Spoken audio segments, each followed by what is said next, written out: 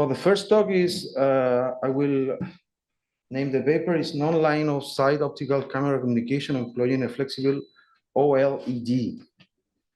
So I don't know who's the presenter. You? Okay, you are the presenter. Your name is? Vicente. Vicente, okay. Okay, you can come here and make your presentation. So we will be looking at you if you go and pass the time. There. Thank you very much.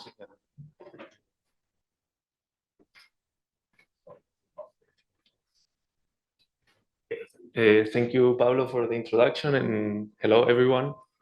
It's an honor for me to be here. This is my country, and I've been studying abroad, and now coming back is big. You hear me? Yeah. I'm just scared about copying. Okay, so this paper is entitled Non-Line of Sight Optical Camera Communication Employing Flexible Organic LED. It was developed by Dr. Shivani Rajendra, but I'm presenting it today because she cannot attend. Okay, so let's move into. Oh.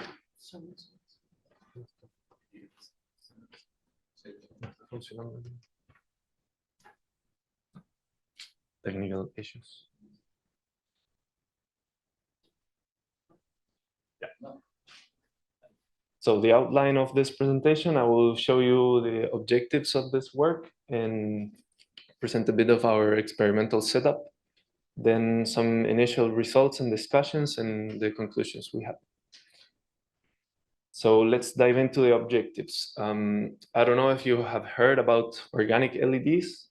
They are also called polymer-based LEDs because they have organic polymers. It's not that they have organic compounds like it's because it's based on carbon, but it's not food, you know, it's not any organic compound. It's more like a polymer, as we know, like polypropylene.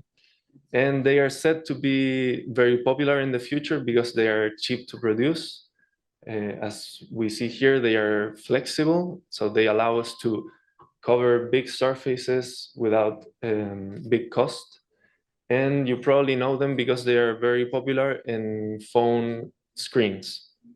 Okay, they allow this flexibility, so you have nowadays phones that can open and close, and you have screen that has all the nice colors, and then it's also not using a lot of energy compared to normal LEDs.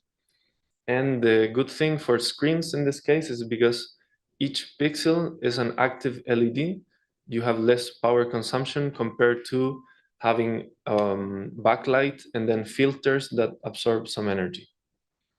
Okay, so they are said to be, in the future, they will be present in most indoor situations. We have now this kind of ceiling light, but you probably have seen big panels. Those can be built with organic LEDs for cheap, and they can also change in color or be a big screen. Okay, so because of this, we decided it's important to see how this potential transmitter will behave in an optical camera communication setting, because it was not done research in the past. So we have the problem that in indoor situations, for example, if we have a wall transmitter, most probably it's going to be occluded by people passing by. So if we have a camera receiving this information, we need to take into account the non-line of sight components of this transmission.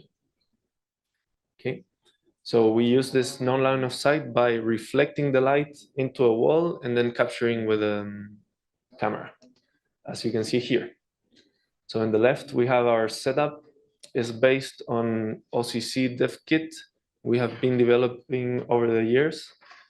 This developer's kit we use with Raspberry Pi and Arduino transmitters, so it's very cheap to use. In this case, we're using the receiver of the OCC dev kit, as you can see in the lower right side of the image.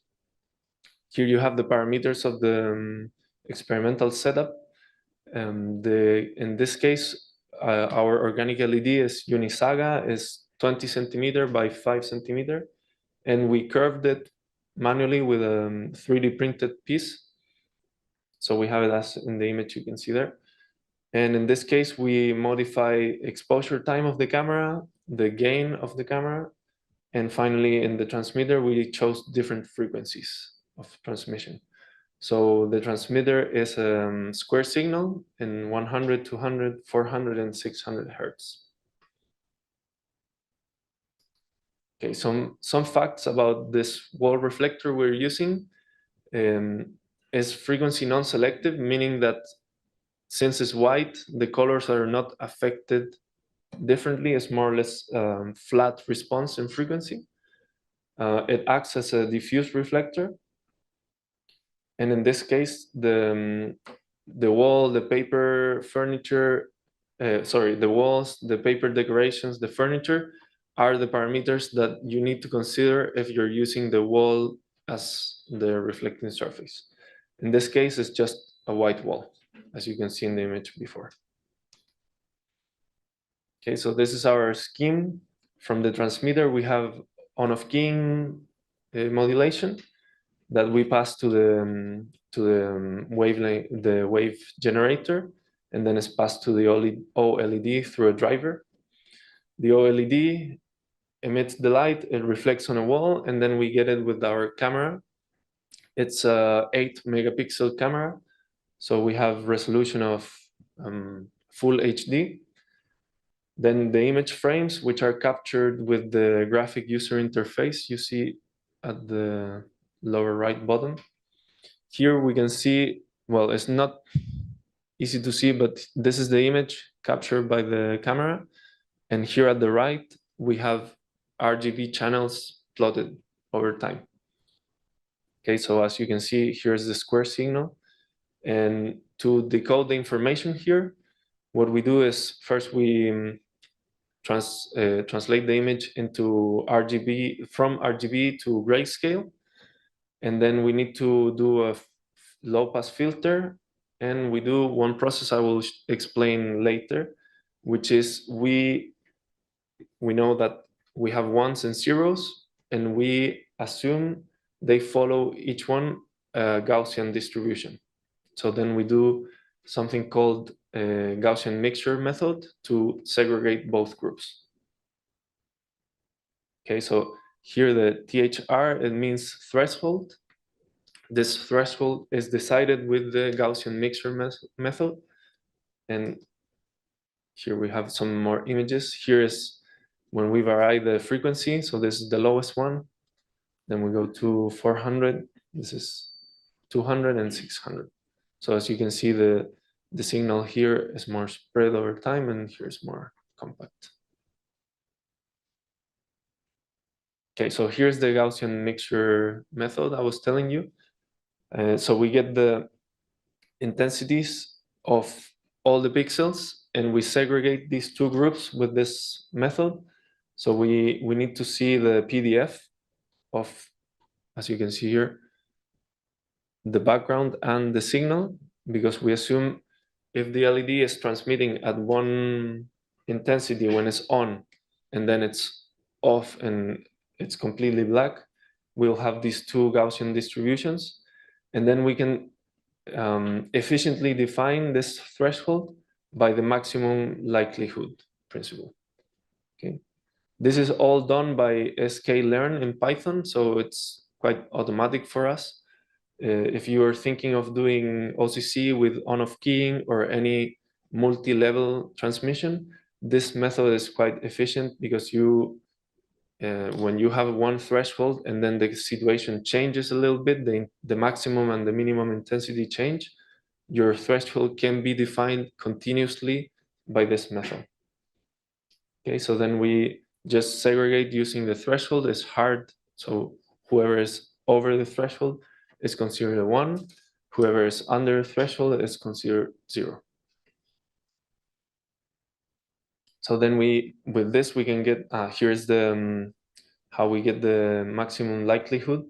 It's just a function of the mean of each of the two groups and the standard deviation of them. and here's what we get from SNR. As you can see, as we, of course, we increase the frequency, the SNR goes down, and also the success of reception goes down. So the best situation is when we have lower frequency. We assume if this is implemented in a real scenario without this expensive driver for the LED, when you have more cheaper drivers, the problem is that our mains network is at 50 hertz. So you will probably get overtones of the 50 hertz, and the 100 could be affected by this. But in this case, we use a very stable driver. So you see the trend is not affected by the electricity system. Okay, so to conclude, we did one of the first research using non-line of sight coming from curved OLED using optical camera communication in the receiver. We show the performance in terms of SNR and the success rate. We see how it changes with the exposure time and the gain of the camera. And we see how the wall reflector behaves in this case. So this could be analyzed in further systems using MIMO, which would be using different transmitters at the same time and receiving the non-line of sight components of all of them. And then we plan to improve this system using other types of modulation, not only on-off keying, could be phase shift keying and different pulse width modulation. And then we can increase the link span. Here we use 1 meter. We already published one paper in Applied Optics, in Optics Express with this same setting in 1 meter, 1.5, and 2 meters.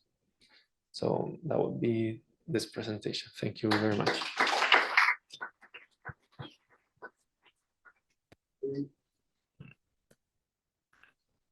Do we have questions from the audience?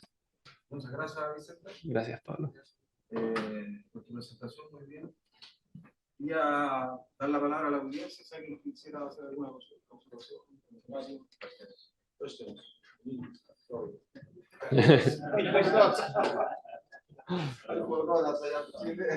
forgot that I have to speak in English. Any questions? Nothing? Comments? Yes, Nicholas. Go ahead. I have a question about your which type of camera you use to retrieve your signal. So in this case, we use a 8 megapixel camera. It's RGB sensor from Sony.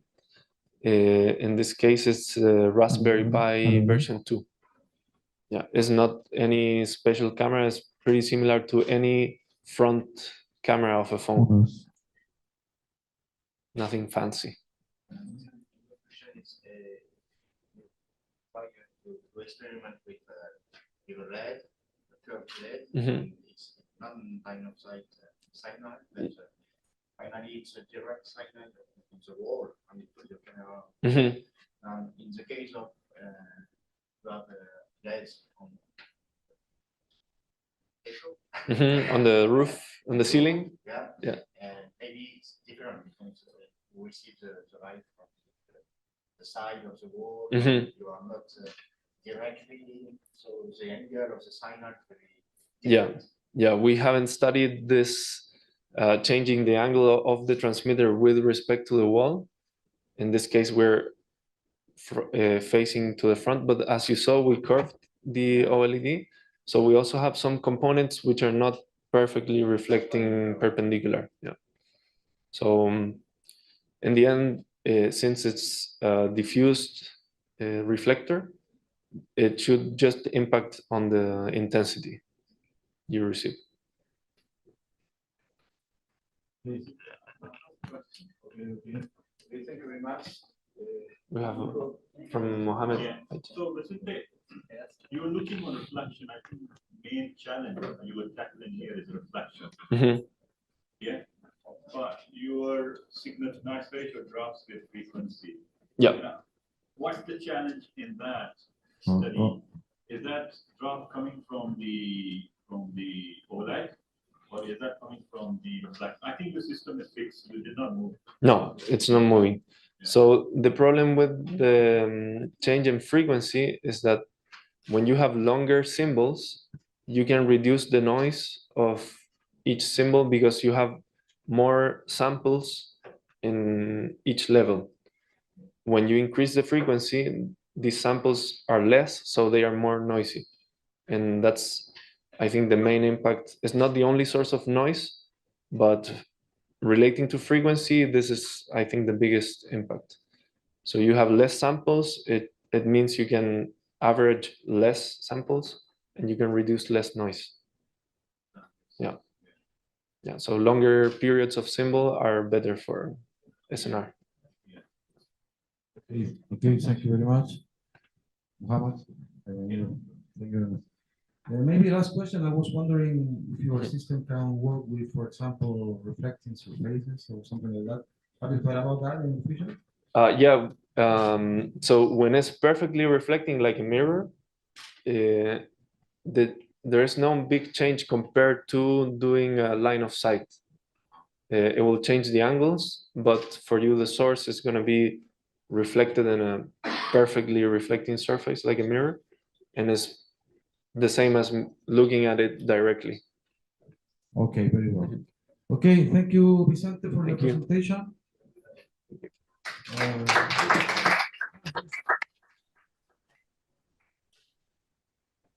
A picture? Ah, Cesar, sorry. Do I give you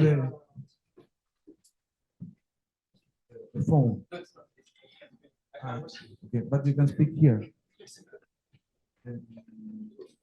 I think that maybe you could try using something like a match filter to improve SNR. Mm-hmm. Yeah, as you see here, we do the threshold, and then we have our detection ready.